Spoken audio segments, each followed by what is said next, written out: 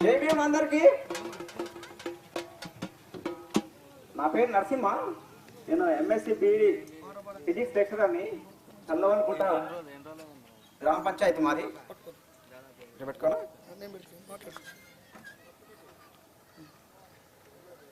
చల్లవనుకుంట గ్రామ పంచాయతీ మాది. దాదాపుగా నేను ఇప్పుడు ఎంఎస్సి ఫిజిక్స్ అయిపోయి 2008వ సంవత్సరం, అంటే దాదాపు ఈ నాంపల్లి మండలంలో ఒక ఎంఎస్సి ఫస్ట్ ఒక ఫిజిక్స్లో చేసినటువంటి స్టూడెంట్ నేను. సైఫాబాద్ సైన్స్ కాలేజ్ నాది. 2002 నుంచి 2005 వరకు university of science post graduate college of science, అందులో సీట్ కొట్టినటువంటి మొదటి వ్యక్తిని నేను ఈ నాంపల్లి మండలం నుంచి. BEd institute of advanced in education master tank first ర్యాంక్ని. కాకతీయ యూనివర్సిటీలో నాది ఎంఎస్సి ఫిజిక్స్.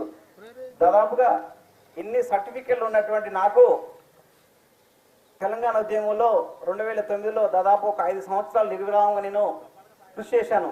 ఉద్యమం కోసం దాదాపు 1200 మంది పిల్లల బలిదానాల మీద ఏర్పడినటువంటి ఈ తెలంగాణ ఎందుకోసం మనం ఆ ఉద్యమం చేశామో, కూడు గూడు నీడ ఈ మూడింటి కోసం మనం ఏదైతే పోరాడామో, నీళ్లు నిధులు నియామకాలు ఏవైతే తెలంగాణ నినాదం అయిందో అవి మనకి ఈనాడు దక్కినాయా దక్కలేదా ప్రతి ఒక్కరు కూడా ఆలోచించుకోవాలి.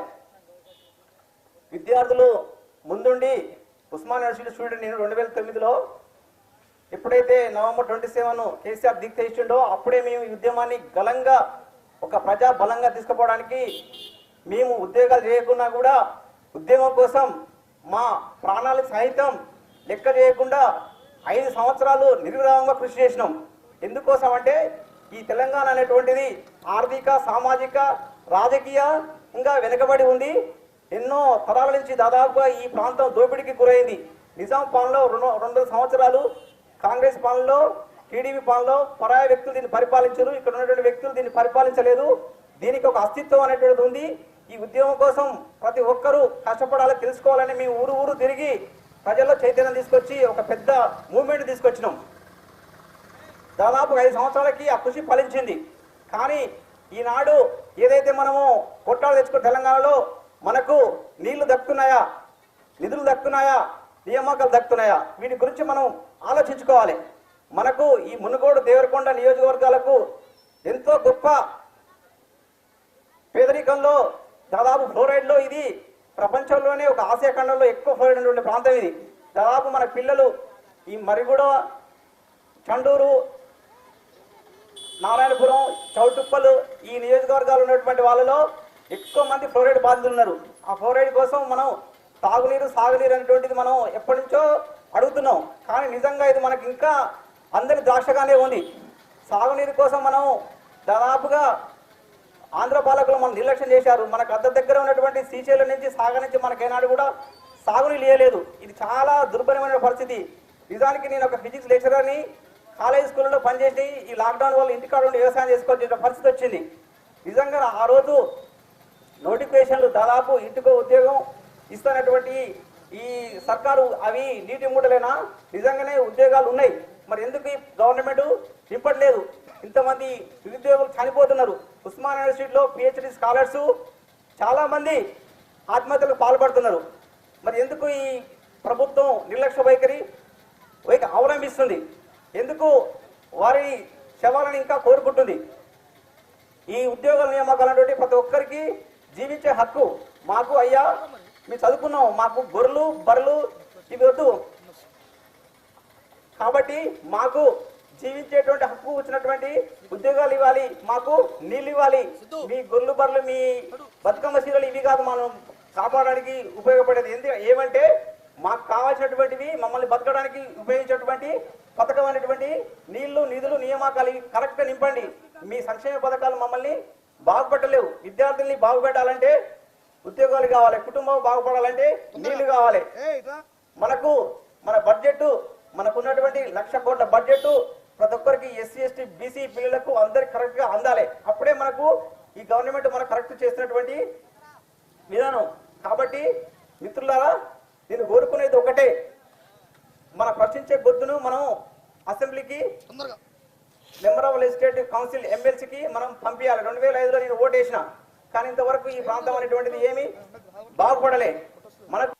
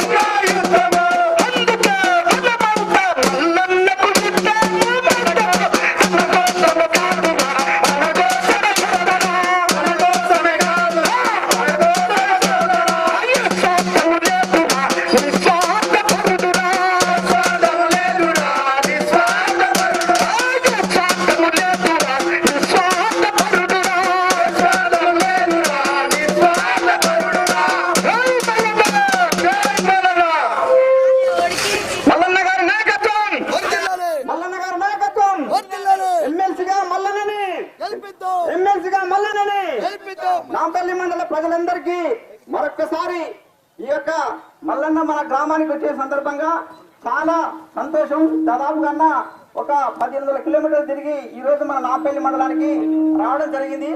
చాలా సంతోషం అన్న. మీరు మా యొక్క మునుగోడు దేవరకొండ ప్రాంతాలని చూశారు, తనతీరా చూశారు. చాలా వెనుకబడ్డటువంటి ప్రాంతం, కూటికి గూడకు గుడ్డకు చాలా నోచుకొని ప్రాంతం ఇది. దాదాపుగా ఇక్కడ నల్గొండలో మిగతా ఆ మిర్యాల కూడా కోదాడ అవి సాగరు లెఫ్ట్ కెనాల్ కింద బాగుపడ్డాయన్నా. మాకు ఈ నీళ్లు అనేటువంటివి మేము ముంచుకొని తాగుదాము అనేటువంటి మా కాళ్ళ కింద ఉండే నీళ్లు సాగరు దాదాపుగా మాకు ఇప్పుడు మన వేరే నేడుగమ్మకి నుంచి ఒక 10 కిలోమీటర్లు పోతే ఆ నీళ్లు ముంచుకొని తాగొచ్చు. కానీ మా పిల్లలకు మా తల్లులకు ఎల్లకాలం ఈ నీటి కోసం అనేటువంటిది ఉందన్నా. సాగునీరు లేదన్నా. ఇక్కడ ఉన్నటువంటి విద్యా ఉద్యోగాల కోసం ఇక్కడ ఏ విధమైనటువంటి ఒక డిగ్రీ కాలేజ్ కూడా లేదన్నా. ఇక్కడ ఉన్నటువంటి పిల్లలకు విద్యా ఉద్యోగాల్లో వీళ్ళు చాలా వెనుకబడి ఉన్నారు. తెలంగాణలో అత్యధిక వెనుకబడిన ప్రాంతం నల్గొండ అయితే ఆ నల్గొండలో వెనుకబడినటువంటి మండలం ఈ నాంపల్లి మండలం అన్న. ఈ నాంపల్లి మండలంలో దాదాపుగా ఉద్యోగాల పర్సెంటేజ్ తీసుకుంటే చాలా తక్కువ, విద్యా ఉద్యోగ అవకాశం చాలా తక్కువ. ఇక్కడ వాళ్ళకి ఆర్థిక సామాజిక రాజకీయ న్యాయం అనేటువంటిది అసలు దక్కలే. ఇక్కడ ఉన్నటువంటి వ్యక్తులు వాళ్ళు ఇళ్ళకే పరిమితమై వృత్తి విద్యా కోర్సులకు కానీ ఉద్యోగాలకు కానీ ఎవరు చేసుకున్నటువంటి పరిస్థితి ఎంతసేపు ఉన్నా వాళ్ళు వ్యవసాయ ఆధారిత కుటుంబాలు దాదాపు 90% ఉన్నాయన్న. ఇక్కడ ఉన్నటువంటి వీళ్లకు కనీస అవసరాలు తాగునీరు సాగునీరు అన్న. నిజంగా తెలంగాణ ఉద్యమం వచ్చింది మనకు 3 ఉద్యమ నినాదమైనటువంటి నీళ్లు నిధులు నియామకాలు. నీళ్లలో మాకు దాదాపుగా అన్యాయం జరిగిందన్న. మాకు దాదాపుగా శ్రీశైలం దగ్గర ఉంటది, దాదాపు 4 రిజర్వాయర్ నుంచి డిండి లిఫ్ట్ పెట్టి అక్కడికి తెస్తాన ప్రతిపాదనతో కృష్ణరాంపల్లి ఈ తర్వాతకి శివనగూడెం ఈ ప్రాజెక్ట్ అనేటువంటివి ఏనాడో గత 50 సంవత్సరాల నుంచి నాస్తూ వస్తున్నా. తర్వాతకి ఎస్ఎల్బిసిలో భాగమైనటువంటి నక్కలగండి కూడా మాకు అది దక్కని దాక్షణ అయింది. ఇంకా దీన్ని ఎన్నో దీన్ని చేస్తారు, ప్రతిసారి హామీ ఇస్తున్నారు. కానీ ఈ హామీ అనేటువంటిదే నీటి ముడలే, నీటి మీద గాలి బుడగలైపోతున్నాయి. నిజంగా మాకు నీళ్ళు అనేటువంటి దక్కితే మేము ఈ ప్రాంతం అనేటువంటి సస్యామలంగా ఉంటుంది, మేము బాగుపడతాం. ఇంకొకటి నీళ్ళు నియామకాలు దాదాపు ఇంటికో ఉద్యోగాలు. ఆ ఇంటికో ఉద్యోగం Kakatiya university B Ed institute of transfer education state number 1 rank అండి. దాదాపుగా నేను ఎక్కడ పోయినాయి. ఈనాడు నేను ఒక లెక్చరర్ని లాక్డౌన్ వల్ల ఇంటికాడ ఉండి వ్యవసాయం చేసిన పరిస్థితి. ఆ వ్యవసాయం చేసినా కూడా 10 ఎకరాలు పొలం పెడితే ఆ వానలే ఫస్ట్ మెట్ట కొట్టింది, తర్వాత ఆన ఎక్కువబడి ఆ వానకు ఉన్న పత్తి మొత్తం ఆగమైపోయింది. ఆ పత్తిని కొనేటువంటి పరిస్థితి. ఒక చదువుకున్నటువంటి నేనే ఇంత వివక్షను గురవుతే చదువుకున్నటువంటి వాళ్ళు ఇంకా వాళ్ళు ఏం మాట్లాడతారు, వాళ్ళు ప్రభుత్వాన్ని ఏమి అడగగలుగుతారు. కాబట్టి ఇక్కడ నీళ్ళలో నిధుల్లో చాలా అన్యాయం జరిగిందన్న. నిజంగా చెప్పాలంటే ఈ ఉద్యోగాలు అనేవి దక్కితే కనీసం తీసుకుంటే ఈ నాంపల్లి మండలంలో ఎంతమంది ఉద్యోగాలు ఉన్నటువంటి కూడా చాలా డౌట్ వస్తుంది. ఇంతమంది చదువుకున్నటువంటి వాళ్ళు ఎంతమంది ఉద్యోగాలు వచ్చినాయని కూడా చాలా డౌట్. కాబట్టి మా ఉద్యమ స్లోగన్ అటువంటివి నీళ్ళలో మాకు న్యాయం దక్కాలి, నిధుల్లో మాకు న్యాయం అనేటువంటిది. ఇక్కడ ఉన్నటువంటి ప్రాంతాల్లో చాలా మంది అందరూ 95% వ్యవసాయ ఆధారిత ఉన్న వాళ్ళే. ఆ వ్యవసాయం చేసుకుంటేనే వాళ్ళకి పుట్ట గడుస్తుంది. కాబట్టి ఈ వ్యవసాయ ఆధారమైనటువంటి పరిశ్రమలు కానీ ఏమి లేవు, స్వయం ఉపాధి చెందించే పథకాలు కూడా ఏమి లేవు. ఎంతసేపు ఉన్నా పాపం వాళ్ళు ఆటో డ్రైవర్లు మత్తు పదార్థాలకు బానిసలై వాళ్ళకి ఏ గమ్యం తెలియక చాలా కొట్టిమిటి అవుతుంది. లాక్డౌన్ పరిస్థితులు వాళ్ళ పరిస్థితి చాలా దారుణం, ప్రైవేట్ టీచర్ల పరిస్థితి చాలా దారుణం అన్న. ఈ సమస్యలను కూడా తీసుకుపోయేటువంటి వ్యక్తి ఎవరైనా ఎదురు చూస్తున్నారు. మా సమస్యల్ని పరిష్కరించి మాకు ఒక దారి చూపేటువంటి వ్యక్తిగా మేము ఒకరు కోరుకుంటున్నామన్నా. మా వాయిస్ వినిపించే గుర్తుగా ఎమ్మెల్సీ మల్లన్న గారిని గెలిపిద్దాం. మన వాయిస్ ని అసెంబ్లీ వైపు తీసుకుపోయి అన్నకు మనం అండగా నిలబడి అన్నని గెలిపిద్దాం. మల్లన్న గారి నాయకత్వం, మల్లన్న గారి నాయకత్వం.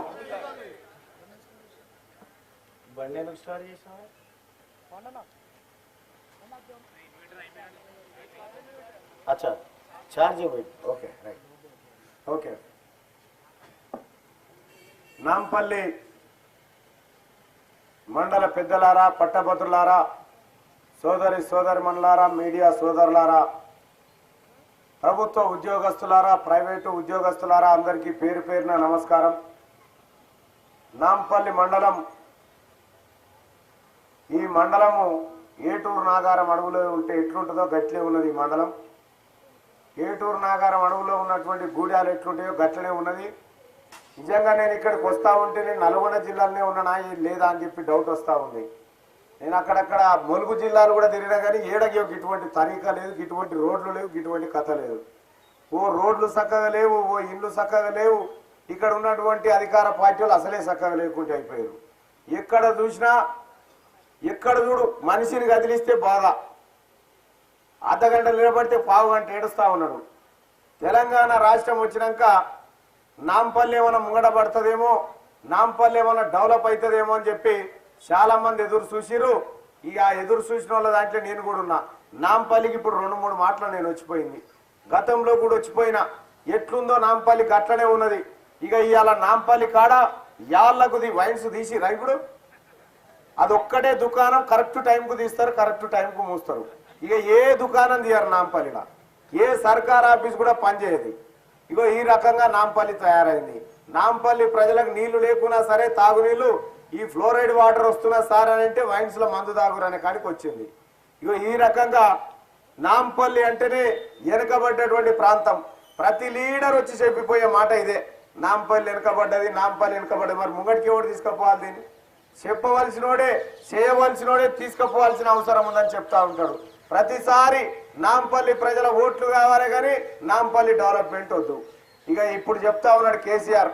పాపం పక్క నియోజకవర్గం దేవరకొండ కాడికి వచ్చిపోయాడు. ఎప్పుడు ఆ నవంబర్ 21, 2018 నాడు వచ్చిపోయి మొత్తం ఇదంతా పచ్చగా కావాలి, 1.5 ఎకరాలు వారాలి అని చెప్పి పాడ చెప్పి ఇక్కడికి వచ్చి మునుగోడు కాడికి వచ్చి, ఆయన పేరేంది ప్రభాకర్ రెడ్డి ఎవరో ఉండేగా, ఆయన ఆశీర్వాద సభలో అప్పుడు కూడా చెప్పిండు ఇదే ముచ్చట. మొత్తం మునుగోడు నియోజకవర్గం అంతా పచ్చబడాలి, నేను ఎలికి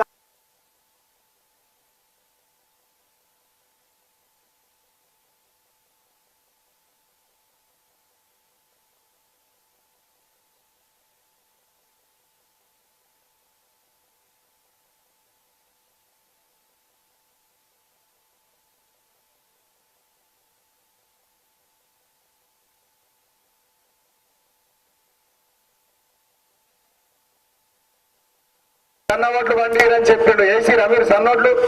కేసీఆర్ మాటిని వ్యవసాయం చేయొద్దు, కేసీఆర్ మాటిని ఇంట్లోకి బయటికి వెళ్ళదు. కేసీఆర్ గడ్డకుంటాడు. ఆయన సన్నోట్లు వేసిండా మరంటే ఏలే కదా, దొడ్డోట్లు వేసుకుని గడ్డకు పడ్డాడు. ఆడ మనని సన్నోట్లు వేయమన్నాడు, సన్నాసనం చేసిండు. ఏం చెప్పిండు సన్నోట్లప్పుడు?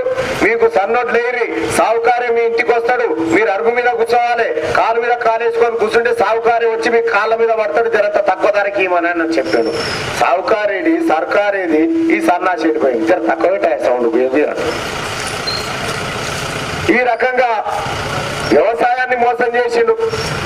ఇక తెలంగాణ రాష్ట్రం వస్తే ఇదే నాంపల్లి గడ్డ మీద 50 పడకల ఆసుపత్రి వస్తుంది, 4 డాక్టర్లు వస్తారని చెప్పాడు. ఉన్నారా?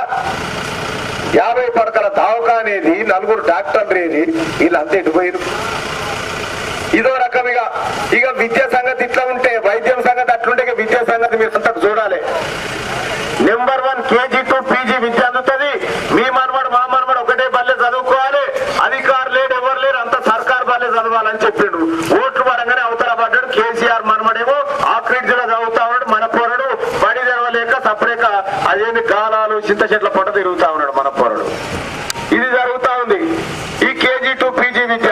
ఇక ఉద్యోగాలు ఇప్పుడు నిన్న మొన్న 50,000 ఉద్యోగాలు భర్తీ చేస్తారు, మళ్ళీ దుఃఖం తెరిచిండు.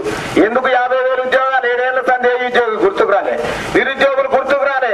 7 ఏళ్ల సంధి నోటిఫికేషన్లు ఏమని పెడితే ఎన్నడు పట్టించుకొని కేసీఆర్ ఇక ఇప్పుడు 50,000 ఉద్యోగాలు ఎందుకు అంటుండంటే రాబోతున్న పట్టభద్రుల ఎమ్మెల్సీ ఎన్నికల్లో జనాన్ని మోసం చేస్తాను. మళ్ళా ఈయన ఉద్యోగాలు ఇస్తాడు. నిజంగా కేసీఆర్ చిత్తశుద్ధి ఉంటే చిన్నజీఆర్ స్వామి మీద ఒట్టే చెప్పాలి. ఆయన బాగా నమ్ముతాడు కదా, ఇలా ఇంటి లాదులు పోయి ఆయన నెత్తి మీద ఒట్టేసి నిజంగా 50,000 ఉద్యోగాలను భర్తీ చేస్తాను ఒట్టే చెప్పాలి. కేసీఆర్ నిజంగా ఒట్టు కోసం పోతే చిన్నజీఆర్ స్వామి ఆడుంటొట్టిగా పరిగెట్టి ఉడుతూనే ఉంటాడు. అటువంటి కేసీఆర్ ఇక ఇదే దేవరకొండ నియోజకవర్గంలో నాయన్ నర్సన మీద ఒట్టేసి చెప్పిండేమని, ఈ SLBC పూర్తి చేస్తా, నక్కరగండి పూర్తి చేస్తా, ఇవన్నీ పూర్తి చేస్తా అని చెప్పాడు. నాయన్ నర్సన మీద ఒట్ట అని చెప్తే నాయన్ నర్సన చచ్చిపోయాడు. అటుపోయి నోముల నరసింహన్నను కూడా ఇక్కడ ఉన్నటువంటి ప్రాంతం లిఫ్ట్లు పెట్టి ఇంకా పచ్చగా చేస్తా అని చెప్పి నర్సన్న సాక్షిగా చెప్తుందంటే ఆ నర్సన్న కూడా చచ్చిపోయాడు. ఇప్పుడు ఎమ్మెల్యేలంతా మా మీద ఎప్పుడన్నా ఒట్లేసిరా ఏం సంగతి అని చెప్పి ఎంక్వైరీ చేసుకుంటా ఉన్నాడు కేసీఆర్ వేసిండా ఏందని. ఇంకా గమ్మతి ముచ్చటి పక్కకే ఉన్నటువంటి నాగార్జున సాగర్ నియోజకవర్గంలో మొన్న బడ్జెట్ తోని కేసీఆర్ కు రాష్ట్రాన్ని అప్పచెప్పినాం. 16,000 కోట్లను 32,000 కోట్లు చేయాలి తెలివి కల్లోడు. అయితే ఈ 16 మింగిడు మీదికెళ్ళి 4 లక్షల కోట్లు అప్పు చేసిండు. మీదికెళ్ళి మళ్ళీ ఒక 7 లక్షల కోట్ల బడ్జెట్, మొత్తం 11,16,000 కోట్ల రూపాయలు కేసీఆర్ కు అప్పచెప్తే నాంపల్లిలో మీ అందరి అదృష్టం ఏంటంటే మీకు అందరికి డబుల్ బెడ్రూమ్ ఇల్లు వచ్చినాయి కాబట్టి ఏం కాలే, కానీ బయట ఎవరికి రాలే. ఇక ఇక్కడ వాళ్ళు అందరికి వచ్చినాయి మొత్తం. Very good. ఇక్కడ వాళ్ళందరికి మీ అందరికి డబుల్ బెడ్రూమ్లు వచ్చినాయి, కానీ ఎవరికి రాలే. ఇక నాంపల్లి చేసుకున్న అదృష్టం అదంతా. ఏడు ఇదే కథ. ఏం చెప్పిండు? అల్లుడు తేడమంటాడు, కోడి పిల్ల నాడగమ్ముకుంటూ గొర్రె పిల్ల నాడగట్టేసుకుంటూ ఇవన్నీ చెప్పలే కథలు. డబుల్ బెడ్రూమ్ ఇల్లు, పిల్లలు మోస్తా, 125 గజాల జాగా, నువ్వు ఇట్లా పడుకుంటే కాళ్ళు గోడకు దాకనే దాకా ఏం చెప్పిండు? ఏమైంది డబుల్ బెడ్రూమ్ ఇల్లు? నిజంగానే కట్టిండా ఏందని చెప్పి నేను తాన తిరిగేస్తాను పోతే వాస్తవానికి ఆడ గొర్రె పిల్లను డబుల్ బెడ్రూమ్ పిల్లలు కట్టేసిరాడ. ఇక గోడలు లేవు, ఏం లేవు, ఏమంటే ఏం లేవు. ఏం చెప్తా ఉన్నాడు కేసీఆర్?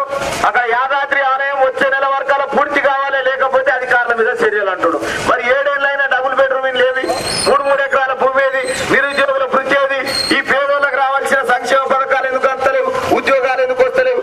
ఇవి అడిగితే తీన్మార్మలన మీద కేసులు. ఇప్పటికి 20 కేసులు పెట్టిండు మా పోషెట్టి నా మీద. 20 కేసులు పెట్టి ఇట్లా లొంగుతాడేమో తీన్మార్మల దంగుతాడు. తీన్మార్మలన నీ తాతకే దంగ నీకు దంగుతాను. పైసలు ఆశపాయే, పదవులు ఆశపాయే, అన్ని పోయినాయి. ఇక కేసులు పెట్టిండు. కేసులకు కూడా లొంగుతాడు అని ఆఖరికి ఇందర్వాయి కాడ నా కార్ల మీద అటాక్ చేయించాడు. ఆ రోజు మీ అందరికి ఎరికే. అయినా కూడా ఇంటలేదు. మళ్ళా నీకు ఏం చేద్దామంటే ఇక ఇడిచిపెట్టురా వాని మానాన్న వాడిని ఇడిచిపెట్టు. ముట్టుకుంటే పెద్ద పంచాయతీ అవుతుంది. ఎందుకు వచ్చిన బాధ అంటే ఇక ఇడిచిపెడితే నేను ఇడికొచ్చి నిలబడి ఇప్పుడు 1650 కిలోమీటర్లు పాదయాత్ర చేసుకుంటూ వచ్చిన సోదరులారా, 1650 కిలోమీటర్లు ఈ ఉమ్మడి జిల్లాను తిరుక్కుంటూ వరంగల్, నల్గొండ, ఖమ్మం తిరుక్కుంటూ వచ్చిన. నవంబర్ 1 తారీఖు నాడు ప్రారంభమైంది మా పాదయాత్ర జనగాంలో. ఎక్కడ చూడు ఇదే బాధ, ఎక్కడ చూడు కన్నీటి కోస. నేను ఖమ్మం జిల్లా నుంచి వస్తుంటే పీజీ చదివినటువంటి బిడ్డ పత్తి లారీ కాడ తట్టాలు మోస్తున్నాడు. ఆడ వైరా కాడ ఒక బిడ్డ కూరగాయలు పండ్లు అమ్ముకుంటా ఉన్నాడు. ఎంఎస్సి బీఈడి చేసిన బిడ్డ. మదిర కాడనైతే పిహెచ్డి స్కాలరు ఉపాధి హామీ కూలి పనికి పోతా ఉన్నాడు. ఇంకో చోట జర్నలిస్టు సోదరి కూరగాయలు అమ్ముకొని బతుకుతా ఉంది. తెలంగాణ రాష్ట్రం వచ్చిన తర్వాత వీళ్ళకు ఉద్యోగాలు వస్తాయని చెప్పిండు. తెలంగాణ రాష్ట్రం వచ్చిన తర్వాత వీళ్ళకు ఉద్యోగాలు వస్తాయని చెప్పిండు కేసీఆర్. ఉద్యోగాలు రాలే, మన్ను రాలే. కేవలం కేసీఆర్ ఇంటోళ్ళకు మాత్రమే ఉద్యోగాలు వచ్చినాయి తప్ప ఎవరికి వచ్చిన పాపాన పోలే. దయచేసి పెద్దలారా అందరూ ఒక్కసారి ఆలోచించండి. రాబోయే పట్టభద్రుల ఎమ్మెల్సీ ఎన్నికల్లో నేను పోటీ చేస్తా ఉన్నా. ఇప్పటికే అయిపోయింది. టీఆర్ఎస్ పార్టీ ఎన్నికల్లో పోటీ చేయాలన్నా వద్దా అని భయపడతా ఉంది. మల్లన్న ఈసారి ఖచ్చితంగా గెలవబోతా ఉన్నాడు. ప్రజల తరఫున కొట్లాడుతా ఉన్నాడు కాబట్టి మల్లన్న పక్షాన్ని నిరుద్యోగ యువత, ఉపాధ్యాయులు వీళ్ళంతా ఉన్నారు కాబట్టి ఈసారి పోటీ చేస్తే పరుగు పోతుందని కాడికి వచ్చింది. నేను ఛాలెంజ్ చేస్తా ఉన్నా కేసీఆర్ కు, నీకు దమ్ముంటే నువ్వు ఏవేవో దొంగ ఓట్ల సృష్టి అంటున్నావు కదా కేసీఆర్, నువ్వు అక్కడ రాజీనామా చేసి వచ్చి నా మీద నిలబడి గెలిచి చూపెట్టు. మళ్ళా నీ గురించి మాట్లాడా. నువ్వు ఏం చేసినావయ్యా? కరోనా టైంలో ఏం చెప్పాడు పెద్ద ఆయన? కరోనా టైంలో కేసీఆర్ ఏమన్నాడు అసెంబ్లీలో? రానియా, ఎట్లొస్తుందో చూస్తా, కరోనా నరుకుతా కోస్తా అని చెప్పిండు. పోయి మళ్ళా ఫామ్ హౌస్ లో పన్నాడు. పత్తలేడు 15 రోజులు ఫామ్ హౌస్ లో పంటే నేనే హైకోర్టులో మ్యాండమస్ పిటిషన్ వేసిన. అయ్యా గౌరవ న్యాయస్థానమా, 4.5 లక్షలు తీసుకుంటున్నా, మా జీతగాడు కనిపిస్తలేడు, 15 రోజులా ఎట్టుపోయిందని చెప్పాను. అడిగితే అప్పుడు న్యాయస్థానం విచారణకు తీసుకొస్తా ఉంటే దెబ్బకే ఊరుకొచ్చి మళ్ళా ప్రగతి భవన్ లో కూర్చొని ఇజ్జత్ పోతుంది, మళ్ళా ఇచ్చి వచ్చింది అంటారని ముందు రోజు వచ్చి కూర్చున్నాడు. ఇక నేను అడిగిన ఆ రోజు, అయ్యా కరోనా లాక్డౌన్ వచ్చి మొత్తం అంతా అల్ల కల్లోలం అయిపోయింది. రోడ్లన్నీ బంధు, దుకాన్లు బంధు, బస్సులు లేవు, ఆటోలు లేవు. ఏమున్నా రోడ్ల మీద ప్రాణాలకు తెగించి కొట్లాడే పోలీసులు, డాక్టర్లు, పారిశుద్ధ్య కార్మికులు తప్ప ఎవ్వరు లేరు. వీళ్ళ సంగతి ఏందివయ్యా? పక్క రాష్ట్రంలో నవీన్ పట్నాయక్ గారు వాళ్లకు కరోనా వారియర్స్ పేరుతో 4 నెలల జీతాలు అడ్వాన్స్ ఇచ్చిండు. నీ సంగతి ఏంటంటే వెంటనే వాళ్ళకి సగం జీతం కట్ చేసిండు. సగం జీతం కట్ చేస్తే మేమే ఆ రోజు చెప్పిన ఆ స్టూడియోలో ఉండి, ఓ సన్నాసి ఫామ్ హౌస్ లో పండేటోని 4.5 లక్షల జీతం తీసుకుంటున్నావు, ప్రాణాలకు తెగించిన వాడికి ఫుల్ శాలరీ ఇస్తందుకు నీకు ఏం నొప్పి అని చెప్పారంటే మళ్ళీ అప్పుడు ఫుల్ శాలరీ వేసిండు శరానికి. ఇక వేసిన తర్వాత ఏం చేసిండు? మళ్ళీ ప్రజల సంగతి ఏందని అడిగిన ప్రజలు ఎట్లా బతుకుతారు? వాళ్ళకి పని లేదు, ఏడలు కూలినాలు దొరకలేదు, ఎట్లా బతకాలంటే ఏం చేసిండు కేసీఆర్? ఒక్కరికి 12 కిలోల బియ్యం ఇస్తామన్నాడు. ఎక్కడి 12 కిలోలు రా ఇవ్వని చెప్పి నేను ఎంక్వైరీ చేస్తే బడి పొరగాలకు పెట్టే బియ్యం తీసుకొచ్చి మనకు పెట్టాడు. అంతే, అవే బియ్యం తీసి ఇటు మలిపాడు. ఇక ఆ తర్వాత 1500 రూపాయలు ఒక్కొక్క అకౌంట్ లో ఇస్తా అని చెప్పిండు కేసీఆర్. కరోనా టైంలో ఒక్కొక్క అకౌంట్ లో 1500 రూపాయలు ఇస్తా అని చెప్పిండు. వేసిండు కొంతమందికి. వేయంగానే వైన్స్ లో దుకాణాలు షట్టర్లు లేపిండు. కథం ఇట్లా వేసిండు, అట్లా లేపిండు. ఉన్న పైసలు పోయినాయి, ఇంట్లో ఉన్న పైసలు కూడా పోయినాయి. కేసీఆర్ చేసేటువంటి కథకి ఇది. అందుకే సోదరులారా, మీరంతా మీకు ఒక కథ చెప్పాలి. ఇప్పుడు ఏమంటుండే కేసీఆర్? 4 లక్షల కోట్లు అప్పెందుకు చేసినావయ్యా అంటే ప్రజలకు అర్థం చేసినట్టు. మనకు తెలియకుండానే మన నెత్తులన్నీ తాకట్టు పెట్టిండు. తాన ఒక్కొక్క తలకాయ మీద 80,000 అప్పు చేసిండు. నువ్వు నవ్వుతావు పెద్ద ఆయన, నీ మీద కూడా ఉంది అప్పు. నెలకు 2,000 పెన్షన్ అంటుండు కానీ 78,000 బాకీ ఇస్తాను కేసీఆర్. సోదరులారా, మహాభారతంలో బకాసురుడు అని ఒక ఆయన ఉంటుండే. ఆ ఎర్రంగి జనాలు బకాసురుడు అని ఉంటుండే. బకాసురుడు ఏం చేస్తుండే? రోజు బండెడు అన్నం తింటుండే, రోజు 2 మనుషులను తింటా ఉండే. వాడిని ఆయనకి ఏం చేశారు? ఊరంతా ఖాళీ అవుతుందట. ఊరంతా ఖాళీ అవుతుండే, మనుషులు తింటుండని ఆ ఊరోళ్ళంతా కలిసి భీముని తానికి పోయారు. భీముడు ఏమన్నాడంటే, ఎందుకు వచ్చిరా అంటే, ఇట్లా బకాసురుడు మొత్తం మా ఊరుని తింటా ఉన్నాడు, ఎట్లయినా నువ్వే కాపాడాలంటే సరే పారని చెప్పి ఆ భీముడు బకాసురుడిని గద తీసుకొని కొట్టి చంపుతాడు. చంపగానే కొత్త పంచాయతీ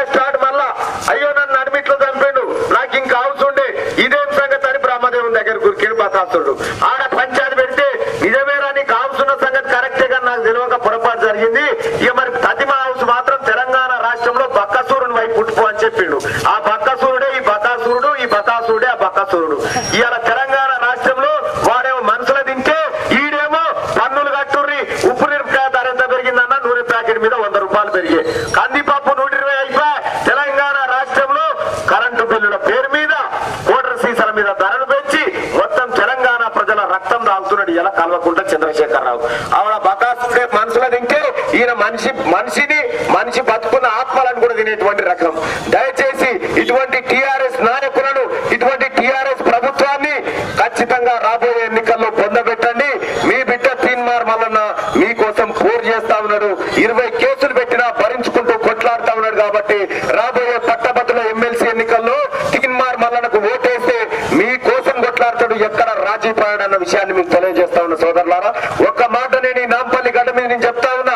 గతంలో 2015లో కూడా నేను ఇక్కడి నుంచి పోటీ చేసినప్పుడు అప్పుడు పల్లా రాజేశ్వర రెడ్డి నా మీద గెలిచిన పల్లా రాజేశ్వర రెడ్డి ఏ పేదవారి గురించి, ఏ నిరుద్యోగి గురించి, ఏ ఉద్యోగి గురించి మాట్లాడినటువంటి దాఖలాలు లేవు. కానీ తీన్మార్ మల్లన్న ఆ రోజు ఓడిపోయినప్పటికీ కూడా మీకోసమే కొట్లాడుతున్నాడు, మీకోసమే మాట్లాడుతున్నాడు అన్న విషయాన్ని గమనించండి. రాబోయే పట్టభద్రుల ఎమ్మెల్సీ ఎన్నికల్లో నేనైతే ఒక హామీ ఇస్తా ఉన్న సోదరులారా, మీరు ఏ అవకాశం ఇచ్చినా మీ మొదటి ప్రాధాన్యత ఓటుతోని నన్ను ఎమ్మెల్సీని చేసినా, ఏ హోదాలో ఉంచినా నేను చనిపోయేటప్పుడు నా ఒంటి మీద ఉన్న బట్టలు మాత్రమే ఆస్తులుగా ఉంటాయి తప్ప ఎలాంటి అవినీతికి తాగుండదు. ప్రజా సంక్షేమమే ధ్యేయంగా పనిచేస్తా అని చెప్పి మీ అందరికీ తెలియజేసుకుంటూ, మీ అందరి దగ్గర సెలవు తీసుకుంటూ ధన్యవాదాలు తెలియజేస్తా ఉన్నా. అన్నా ఒక్క ఓటు ఇవ్వండి, మొదటి ప్రాధాన్యత ఓటు అని చెప్పి శిరస్సు వంచి తల వంచి అడుగుతా ఉన్నా. ధన్యవాదాలు తెలియజేస్తా ఉన్నా.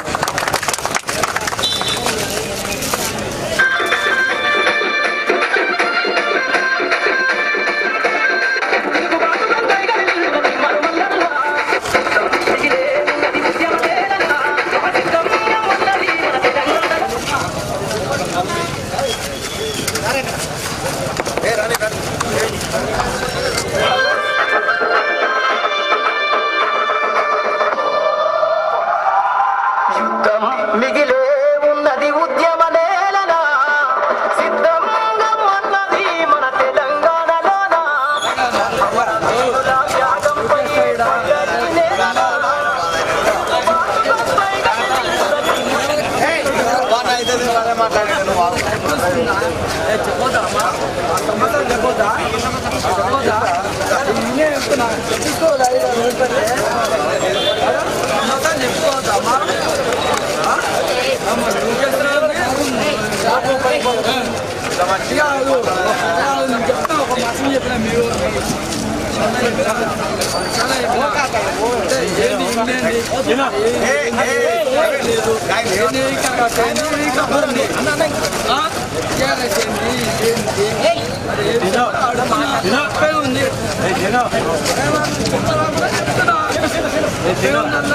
రవీంద్రనా